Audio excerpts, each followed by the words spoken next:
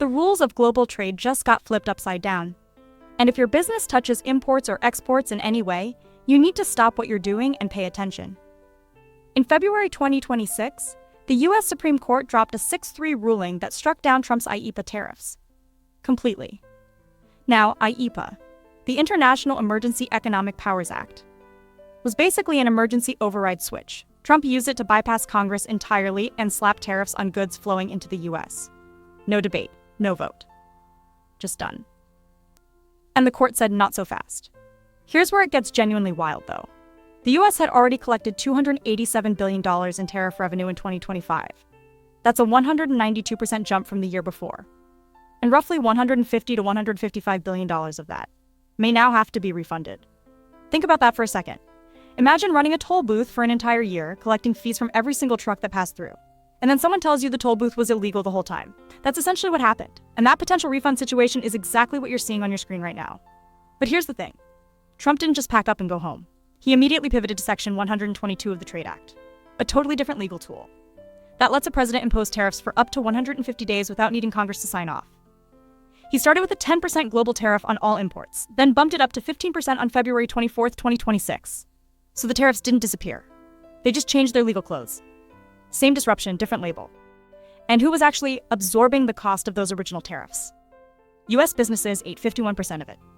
Consumers paid 37%. So if you were importing goods into the U.S., there's a good chance you were quietly swallowing a massive chunk of those costs yourself every single quarter. So look, this isn't just a legal story. It's a cash flow story. It's a pricing story.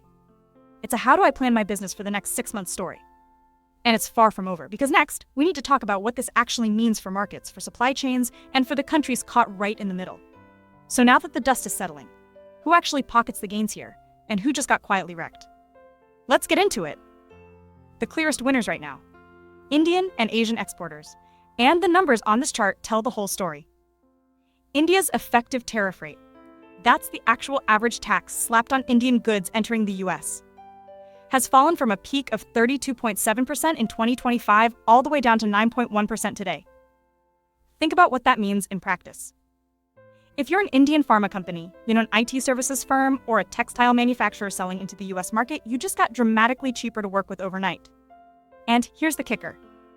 You're now competitive with Vietnam and Thailand, countries that have been quietly eating India's lunch in global supply chains for years. That's a serious shift in leverage. Now layer on the financial angle.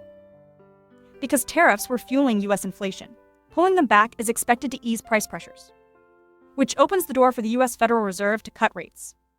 Analysts are pricing in around 75 basis points of cuts through 2026.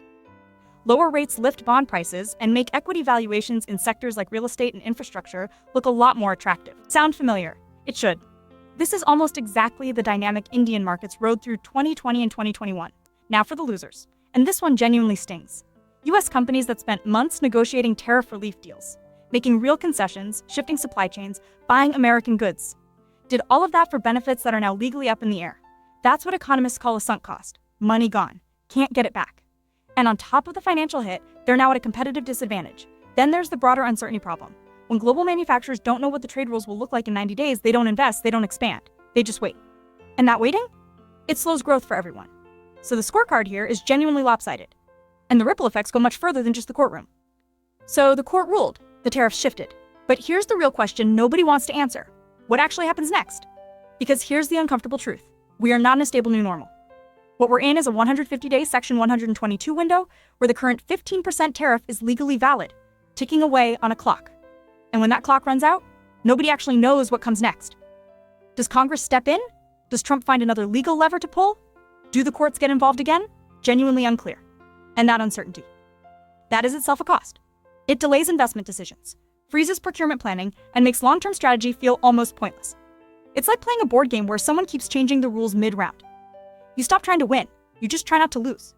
That's the environment global trade is operating in right now. But, and this is important, for Indian exporters, that same 150-day window is actually an opening.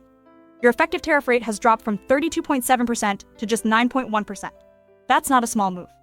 That's a window to lock in US contracts, renegotiate pricing with American buyers, and position yourself as the reliable alternative to Chinese or Southeast Asian suppliers, the IT and pharma sectors especially. Well-placed, well-timed, real opportunities sitting right there. On the flip side, if your business imports US goods or uses US made inputs, that 15% tariff is still very much your problem.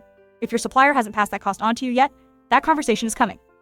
Use this moment to audit your supply chain, explore domestic alternatives, and build flexibility into your contracts before someone else forces your hand. Bottom line, trade policy is no longer background noise. It's a frontline business risk. The businesses that thrive from here are the ones that stay informed, move fast during windows like this one, and build supply chains flexible enough to absorb whatever rule change comes next. And if 2025 has taught us anything, there will absolutely be a next one. Follow us for more updates like this. Thanks for watching. And don't forget to follow us on YouTube, Instagram, and X.